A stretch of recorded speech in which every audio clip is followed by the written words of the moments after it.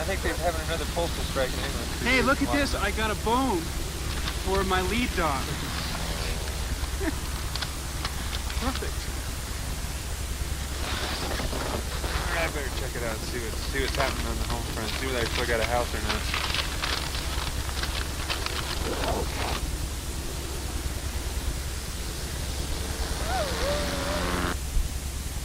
And on him for failing to recall Chris Waddle. Whether you're booing the manager before a ball is kicked because he hasn't selected a player in the squad, or whether you're booing a player such as John was booed against Sandringham because you're unhappy with the performance, none of that helps. Another of Graham Taylor's cast-offs was having a relaxed afternoon at Elland Road. Gary Lineker was back playing for his Japanese club in a charity match. Grampus 8 managed to score 1 goal from Brazilian Jorge. They went down 2-1, but looked impressive for a newly formed team. These players have only been professional in a few months, so I think it was a good performance, and you know, most of the perhaps attractive football was played by us, to be honest. He may be gone, but judging by his reception at the end, Lineker is far from forgotten. Bath took their third successive Courage Rugby Union Championship today. They clinched the title ahead of Wasps on points difference by winning at Saracens. Bath had to wait until the final moments before a try by Callard made certain of victory after a nervous display. It's Bath's 4th title in 6 years. In the Welsh Cup semi-finals, a try by Wales's captain Ieuan Evans capped a brilliant display by Llanelli against Swansea. In the final, Llanelli meet Neath, who beat Bridgend. Controversy surrounded the end of the Whitbread Gold Cup at Sandown. The winner was Topsham Bay, written by Richard Dunwoody, but only after Give Us a Buck was disqualified. The race provided a thrilling finish, described by Channel 4 Racing's Graham Good. Leap the last together, Give Us a Buck the far side, and Topsham Bay, and they're clear of Docklands Express in third, and this hill is playing a factor again, and Give Us a Buck is rolling about a bit, and Topsham Bay digging deep. Neither horse wants to lose, but up the line it's a photo between Give Us a Buck.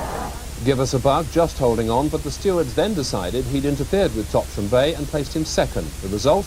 First, Topsham Bay at 10-1, second, Give Us a Buck 20-1, and third, Kaya Villa-Howe 9-2. Frank Bruno faces the biggest test of his boxing comeback so far against America's Carl the Truth Williams at Birmingham tonight. Bruno hopes to fight Britain's world heavyweight champion Lennox Lewis in a title showdown later this year. If he loses against Williams, those ambitions will be shattered. At today's weigh-in, though, Bruno showed no signs of nerves about facing up to his moment of truth. And that's it from David, me and all the team here at ITN. Good night. Good night.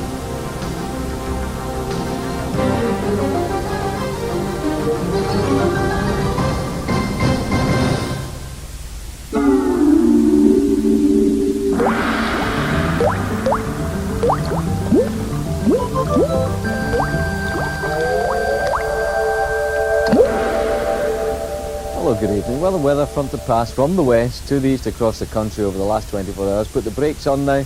It's all set to go from east to west over the next 24 hours. That's where it'll be through this evening and up towards midnight. Mainly dry out there to the west, a little bit misty. But by about lunchtime tomorrow, the front, as we said, on its way back in with yet more rain. So then, tomorrow morning looks like this. Then we have rain pushing in from the east right into the Midlands. So quite a heavy burst too. Cloud now breaks of rain coming into this east coast. It's likely to turn rather gloomy, rather misty too. To the west in the morning, fair amount of fine, bright, dry weather. 1 or 2 brisk showers here and there, especially in western parts of Scotland. Once we go through the afternoon, what you'll find is that rain just continues its way steadily across the country from the east. Staying dry though, I think, in Northern Ireland, northwest Scotland. As the rain gets over towards the western side, it'll be breaking up, becoming a bit patchy. Behind it, somewhat brighter weather in central districts, and that may lift the temperatures up as high as 15 or even 16 degrees Celsius. That's 61 degrees Fahrenheit. And close to that east coast with a wind off the North Sea.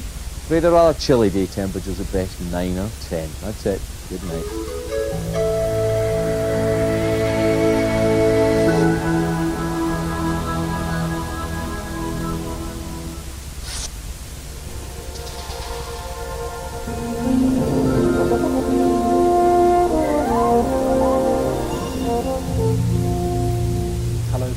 If you're hoping to get out and about tomorrow, the afternoon is the best bet. The morning better suited to a lie-in, I think. There are already some bursts of rain around. It's going to be a grey and wet night. A mild one though, temperatures no lower than around 8 or 9 degrees. but tomorrow morning will still be very grey with some fairly heavy rain around. One or two dry spells appearing, and during the afternoon we may even see an odd glimpse of the sunshine, but basically a rather grey story, and still some showery bursts of rain to come through the afternoon, especially out in the west of the region.